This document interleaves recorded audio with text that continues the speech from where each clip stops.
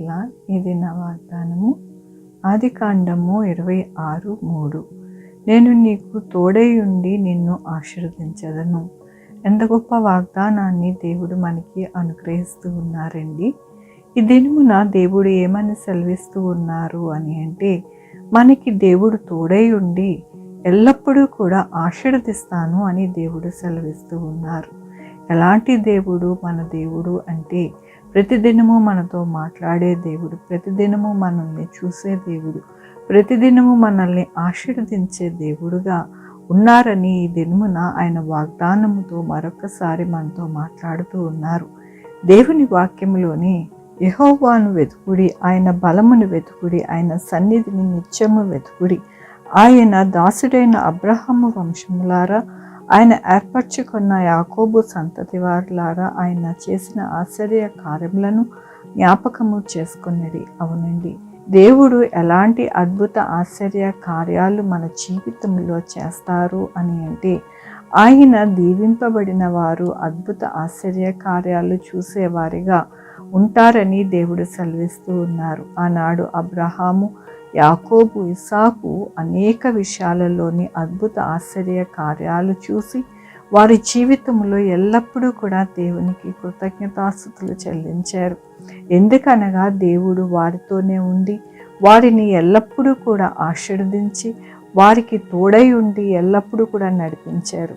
అలాగనే మన జీవితాలను కూడా దేవుడు అంటూ ఉన్నారు, ఈ దినమున నేను మీ యొక్క జీవితాలలోని అద్భుత ఆశ్చర్య కార్యాలు చేస్తాను, మీకు దీవిస్తాను, మీకు తోడుగా ఉంటాను అని దేవుడు సెలవిస్తూ ఉన్నందుకు దేవునికి వందనాలు చెల్లిస్తూ ఉన్నాను. ఈ దినమున పుట్టినరోజు, పెళ్లి రోజు, అనేక శుభదినములు చేసుకుంటున్నారు. అందరికీ కూడా నిండారిగా శుభాకాంక్షలు తెలియజేస్తూ ఉన్నానండి.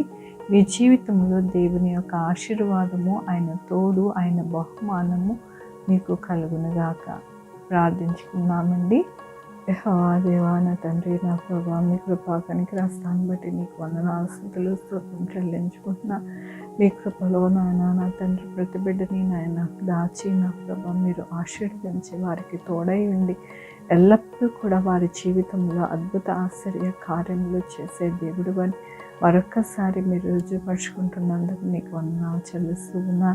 ఇదేమో నా పుట్టినరోజు, పెళ్లి రోజు, అనేక శుభదినములు చేసుకుంటున్న వారందరినీ దీవించండి, ఆశీర్వదించండి, మీ కృపలో భద్రపరచండి. నా ప్రభా యేసయ్యా, నాయన నా తండ్రి, మా కొరకు ప్రార్థించమన్న వారిని, వారి యొక్క జీవితాల్లో, వారి బిడ్డల యొక్క భవిష్యత్తులో నాయన నా తండ్రి, వారు చే పనుల్లో, వారి ఉద్యోగంలో నాయన నా తండ్రి, అన్ని విషయాలలో మీరే సహాయం చేయండి. Sugar, BP, thyroid, heart problem, kidney problem, AIDS, cancer, నరాల బలహీనత, పెరాలసిస్, గ్యాస్ట్రిక్ ట్రబుల్, ప్రతి విధమైన అనారోగ్యాన్ని తీసివేసి స్వస్థపరచండి నాయన నా తండ్రి. ఎవరికి కరోనా రాకుండా సహాయం చేయండి, వచ్చిన వారి త్వరగా హీల్ అవ్వడానికి సహాయం చేయండి.